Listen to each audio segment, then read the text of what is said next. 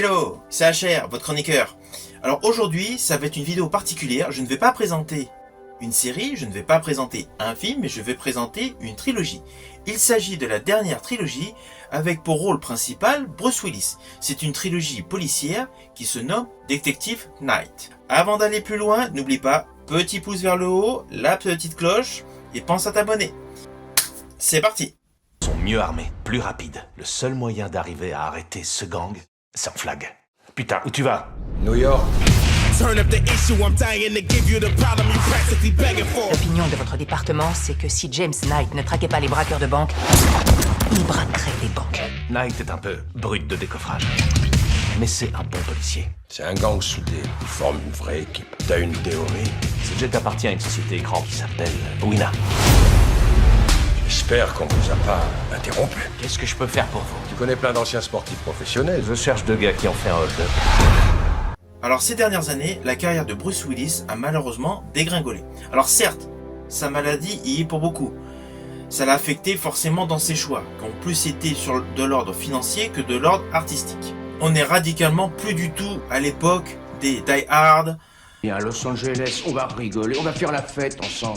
Cependant, cette trilogie Detective Night, réalisée par John Edward Drake, a été sous-cotée. Elle est largement supérieure par rapport à ce que l'on peut l'imaginer. Alors oui, John Edward Drake a réalisé de la série B avec Bruce Willis. Je pense notamment à Apex, à Cosmic Sin, qui sont deux films oubliables, totalement oubliables. Déjà, il y avait eu une amélioration avec American Siege, mais qui correspondait plus à un téléfilm. Après, il y a eu Gasoline Alley, qui mettait en avant déjà une histoire plus construite avec une meilleure réalisation. Mais Bruce Willis officiellement avait le premier rôle, mais lorsque l'on regarde le film, on s'aperçoit que Bruce Willis est très peu du temps devant la caméra. Enfin bon, c'est une autre histoire. Mais là, la trilogie Detective Night surplombe tous les mauvais films interprétés par Bruce Willis. Alors, la vidéo, certes, va être un peu longue, c'est assez logique, car je vais parler de 3 films. Je vais vous les présenter dans l'ordre chronologique de la sortie. Je n'irai pas trop loin dans les détails, de façon que vous puissiez vous faire votre idée en allant découvrir ces films.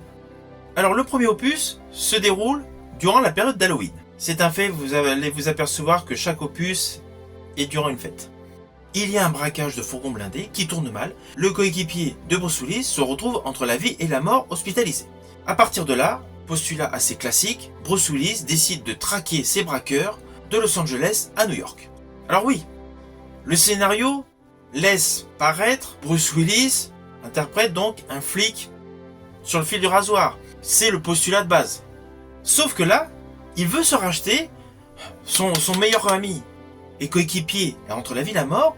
Du coup, il devient le leader du film. Ce qui est très intéressant par rapport aux précédentes séries B interprétées par Bruce Willis. Alors on va pas se mentir, Bruce Willis dans son rôle de Detective Night, c'est parfait. Ça lui colle mais à la peau. On pense à tous ses rôles de flic. Je pense notamment à son personnage de John McClane. Ça lui colle parfaitement à la peau, on le sent vraiment dans son rôle. Ceci dit, la très bonne surprise du film, c'est le personnage interprété par Michael Englund, qui est un méchant, mais un vrai méchant. Son personnage est bien travaillé, et même si certaines scènes sont légèrement surjouées par cet interprète, mais ça colle parfaitement.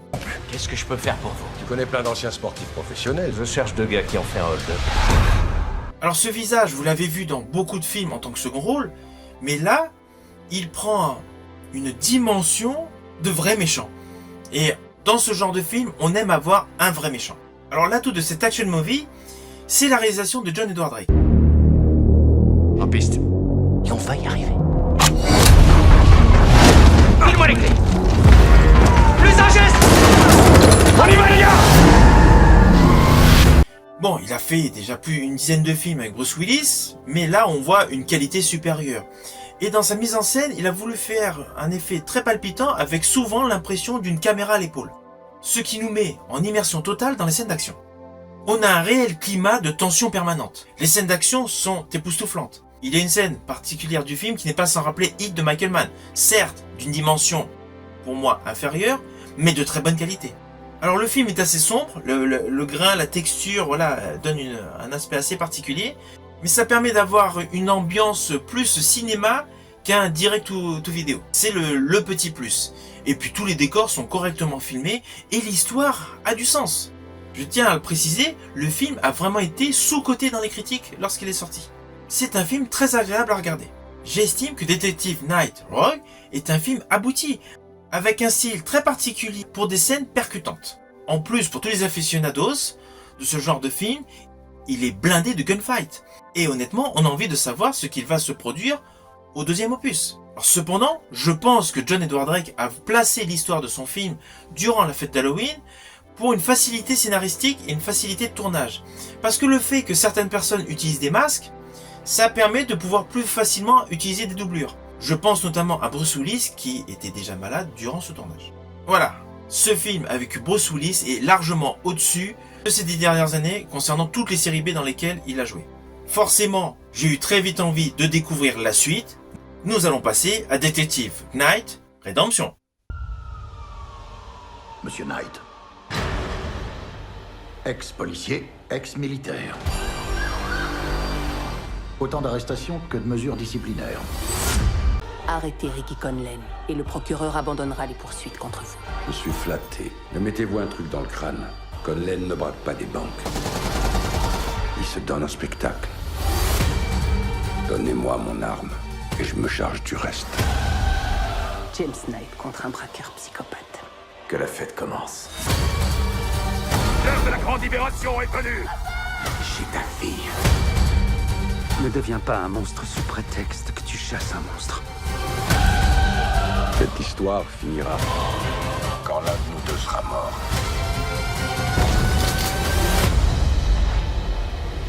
Alors si vous n'avez pas vu le premier opus, n'allez pas plus loin dans la vidéo. Forcément, le début a un lien direct avec la fin du précédent volet. Car le personnage de Bruce Willis est en détention suite aux événements de Detective Night Rogue. Le premier volet était donc durant la fête d'Halloween, le second volet se déroule la veille de Noël. Tous les fans de Bruce Willis forcément auront en tête Die Hard premier opus. On va pas se mentir, John Edward Drake a truffé, a émaillé son film de référence à la filmographie complète de Bruce Willis, notamment la série de films Die Hard. Alors l'histoire est la suivante. Dans la prison dans laquelle est incarcéré le détective Knight, Bruce Willis, il y a une émeute qui éclate, poussée par un individu. Il terrorise la ville avec ses disciples, qui font plusieurs méfaits dans la ville. Mets le fric dans le sac. Debout, allez! Un groupe se faisant appeler les Vrais Saints de Noël a revendiqué la vague d'attentats à la bombe qui ont frappé New York. Forcément, les forces de l'ordre sont complètement submergées. Il n'y a pas assez d'agents pour maîtriser tout ce qui se passe autour. Pour essayer de remettre la prison au calme, ils font appel au détective Knight. Je ne vais pas aller plus loin sur le déroulé de l'histoire. Ce qui est intéressant sur cet opus, c'est que le personnage de Bruce Willis, il est inhabituel, il est trouble et il est fascinant. Et surtout enthousiasmant. Alors oui, Bruce Willis parle très peu dans le film, c'est indéniable. Mais il est présent. Et tous les acteurs qui l'entourent sont excellents. Le méchant est également un très bon méchant. C'est un bon action movie. John Edward Drake a dorénavant une maîtrise complète de plusieurs plans. Ce que malheureusement d'autres cinéastes n'ont pas. Je pense notamment à la scène d'ouverture du film. Nous avons donc un Père Noël qui a le visage qui se reflète dans un bar. Ce plan, techniquement, il est magnifique. Parce que c'est vraiment le reflet de l'individu, mais on n'a pas le reflet des caméras ou des micros, etc. Et c'est très bien fait parce qu'en fait, il y a le contraste et le jeu de lumière donne l'impression de... c'est réel. On vit le moment aux côtés du Père Noël. À cela s'ajoute un grain, alors certes artificiel sur toute la photographie, mais cela confère au film une véritable continuité au premier opus. On ressent que les trois films ont été tournés en même temps. Alors oui, petit budget, c'est pas une grosse production, mais pour ce genre d'actionneur, c'est bon. Le climax est réussi. Et alors, la petite cerise sur le gâteau, ce sont ces personnages de méchants, les Pères Noël anticapitalistes. C'est une idée, mais géniale. Surtout avec toutes les références qui s'y rajoutent. Ça peut paraître un peu conventionnel, et le déroulé de l'histoire a une construction assez linéaire, assez narrative, mais ça permet de passer un très bon moment. Alors oui, l'interprétation badass de Bruce Willis est amusante. Les punchlines sont décalées. Le fait que le film dure qu'une heure et demie, ça permet d'aller à l'essentiel rapidement sans perdre de temps en fioritures. Mais le principal atout selon moi reste l'interprétation de l'acteur Paul Johansson en méchant. C'est un bad guy, mais au top. Son interprétation est réjouissante. On a à nouveau un vrai méchant dans un film face à Bruce Willis. Ça fait vraiment plaisir. Au vu du final de Detective Knight Redemption, automatiquement on se demande mais qu'est-ce qu'a prévu John Edward Drake? Mais nous avons la réponse. Detective Knight, indépendance.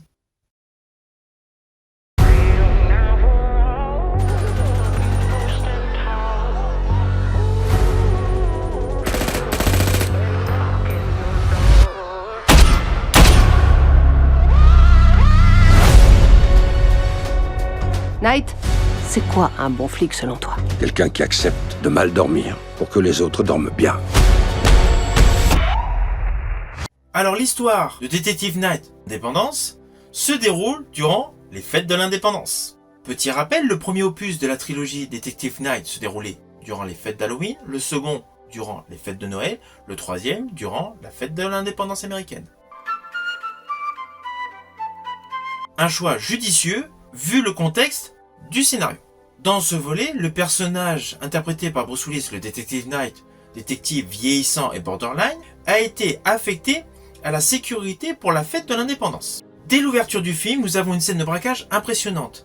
John Edward Drake a tourné caméra au point, donnant un effet visuel proche des jeux vidéo.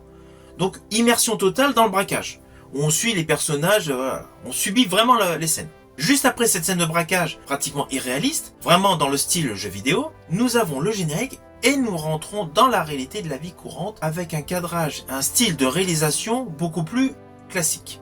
Alors ce troisième volet est découpé en deux parties. La première partie suit Jack Kilmer, le fils de Val Kilmer, sa métamorphose vers le mal absolu. C'est un ambulancier qui se fait passer pour un policier. Son personnage tend plus à basculer vers un conte moral, entre le rapport flic-criminel, justice, se rendre justice par soi-même. C'est très ambigu. Tout son jeu d'acteur est concentré là-dessus. Personnage totalement ambigu. Mon fils n'est pas un flic. Il y a des flics bien. C'est tous des pourris. Je te parle de vraie action. On peut changer le monde. C'est notre chance. Tête contre le sol. Est-ce que vous croyez que le monde irait mieux sans vous? Hein? J'ai la réponse entre les mains. L'autre partie qui est complètement différente de tout ce qu'a pu faire Bruce Willis dans cette trilogie, là, il tente principalement de renouer les liens avec sa fille. D'un côté, la montée en puissance d'un criminel, de l'autre côté, un flic borderline qui veut renouer les liens familiaux. Alors sur ce troisième opus, vrai travail scénaristique. Il y a plus de profondeur sur les personnages, l'émotion est mise beaucoup plus en avant par rapport à l'action. Néanmoins, c'est toujours un très bon actionnaire movie. Les scènes sont parfaitement calibrées, la dose action émaille assez convenablement tout le déroulé du film, et les punchlines sont toujours là. Je vous invite donc à découvrir Detective Knight Indépendance. Alors globalement, la trilogie est bonne. Bruce Willis finit sa carrière sur une bonne trilogie policière. Alors oui, ce n'est pas Le Dernier Samaritain, ce n'est pas Piège en eau trouble, ce n'est pas les Die Hard, ce n'est pas Dernier Recours, Otage. Bon, je ne vais pas aller plus loin, la filmographie de Bruce Willis est impressionnante et il a incarné une multitude de fois un très bon policier. Mais cette trilogie est au-dessus de ce qu'a tourné dernièrement Bruce Willis et permet à l'acteur de clôturer une belle carrière sur de bons films. Je le précise, malheureusement sous-coté. Alors, le premier opus était percutant, le deuxième était enthousiasmant, le troisième est selon moi le meilleur des trois. Pour tous les fans de Bruce Willis, cette trilogie est incontournable et le troisième opus est une pépite inattendue. Je vous conseille vivement de le découvrir. J'espère que cette vidéo vous aura convenu. Je vous dis à bientôt pour une nouvelle chronique.